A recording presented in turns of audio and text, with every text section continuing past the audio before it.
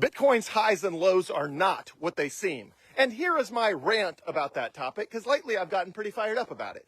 Okay, so all you see in Bitcoin land is what the low was, what the high was. Everybody and his dog, including my dog, knows that the Bitcoin high price was 126,126 in 2025.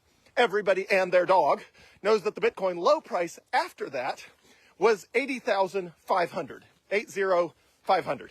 Okay, now I've already done a video about the fact that what an intraday move is, meaning the price, the price was never above 124 for more than a day, and it was never below 80,000 for more, or 84,000 for more than a day. Because by the time 6 p.m. or 7 o'clock p.m. rolls around, by the time they rolled on, either the price had come back down to 124,700 or had come up to 84,000. Okay, but I got interested in this enough that I was like, all right, how much time did Bitcoin actually spend above 126? And how much time did it actually spend below 81? Because these numbers are like seared in people's brains like they're gospel. And so I did some math, and you can do this yourself on Grok, G-R-O-K, which is Elon Musk's AI engine. It's an app. You can download it. Anyway, so I asked Grok, and then I validated these numbers with the Coinbase 1-minute charts, which I downloaded online, and I have those if anybody wants them. And the 1-minute chart shows you for every 1 minute of trading time in the entirety of Bitcoin's history, what the open was, what the high was, what the low was, and what the close was. So literally 4 prices for every 1 minute. And that tells you basically how it fluctuated within that 1 minute. And then obviously all of those link together and create minutes, and then those create, hours, days, weeks, months, years, etc. Okay, so I asked Grok.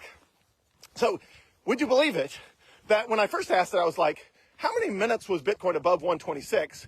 And it came back and it said 12 minutes. I was like, well, that's insane. Like, people are talking about Bitcoin being at 126 like it hung up there for weeks or months. It was above 126 for 12 minutes. 12 minutes. Okay, but then I was like, but wait. Some of those 12 minutes, it was above 126, but it actually fell below 126 in that same minute. So how much of the time in Bitcoin's entire history did entire minutes stay above 126? And the answer was 2. There are only 2 minutes. So for only 2 minutes of the entire year of 2025 was Bitcoin's price above 126. 2 whole minutes. For the remaining 10 minutes, it dipped below 126. At some point in the minute, so it only spent part of a minute above 126. So if somebody's like, well, I'm down on my investment, it was at 126. It's like, seriously, did you buy Bitcoin in the 1 of 2 minutes that it was above 126 in all of 2025? People are acting like they did. They're like, yeah, but it's down from all-time high. It's like, seriously, did you buy it at the all-time high? It was only at the all-time high above 126 for literally 2 whole minutes. Like, almost nobody actually transacted Bitcoin in those 2 whole minutes of 2025 that it was above 126. Almost certainly whoever I'm talking to did not buy it at 126. Now, I know people, including me, that have bought Bitcoin at 122, 124. Look, I get it. But anybody that's thinking the all-time high is 126,272, yeah, like one person bought Bitcoin or sold Bitcoin at that price. Everybody else, it was, the highest was in at least the low 120s. Okay, including, I'll throw this tidbit in there. Somebody posted on one of my Facebook comments that, they still believe in Bitcoin, but they're down 30% on their investment. Well, I checked the price of Bitcoin. It's literally impossible that they're down 30% on their investment, because if they were down 30% on their investment, that means they had to buy Bitcoin at a price above 127,500. Well, Bitcoin has never been 127,500 at any point in its entire history. So it's literally impossible right now for you to be down 30% on your investment.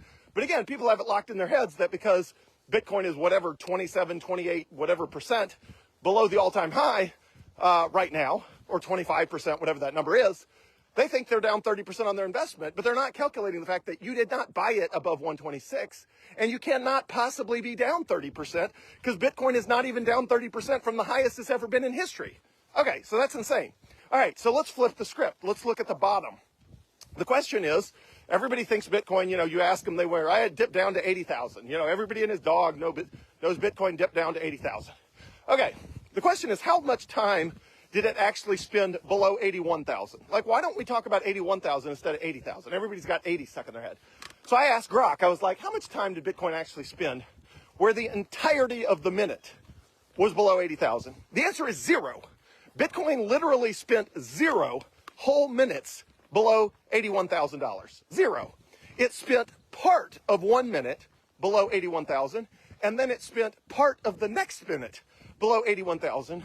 But when that first minute started, it was above 81,000, and when the second minute finished, it was above 81,000. So it was not even 1 whole minute that Bitcoin was below 81,000. But again, if you talk to people, they act like, the price was down at $80,000 hanging out for weeks or months. It was like, it literally was not below 81 for longer. It was not even down there for 1 whole minute. And it was not even below $84,000 for even 1 whole day. It's like some number of hours it was below 84. So all that to say, people get numbers in their heads that are not accurate.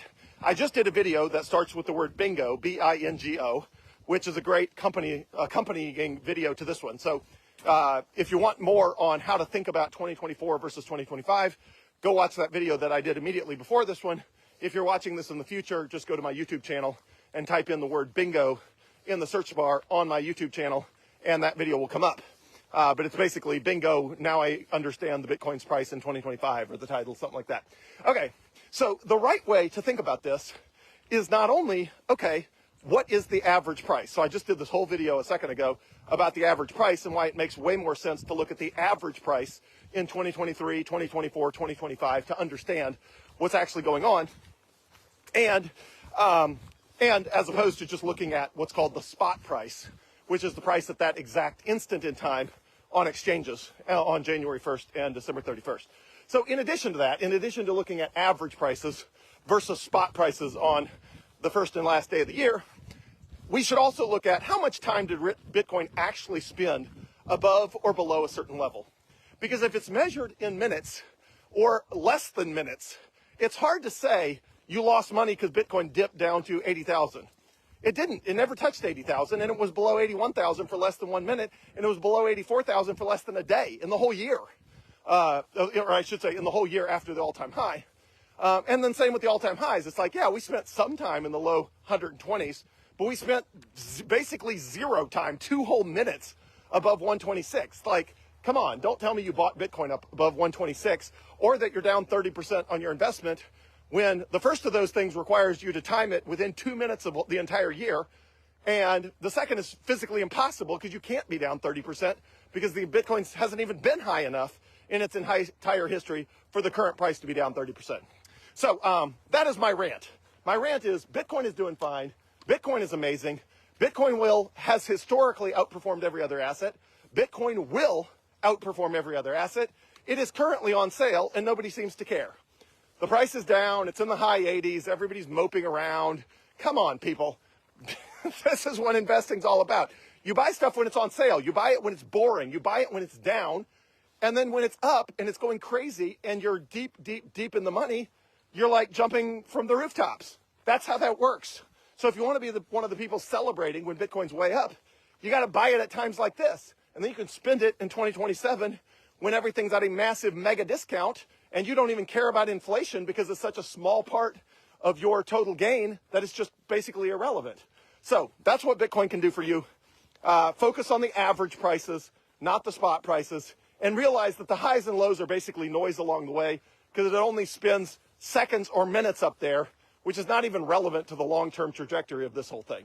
So I'm here to help. I'm here to serve. If I can do anything for you, let me know.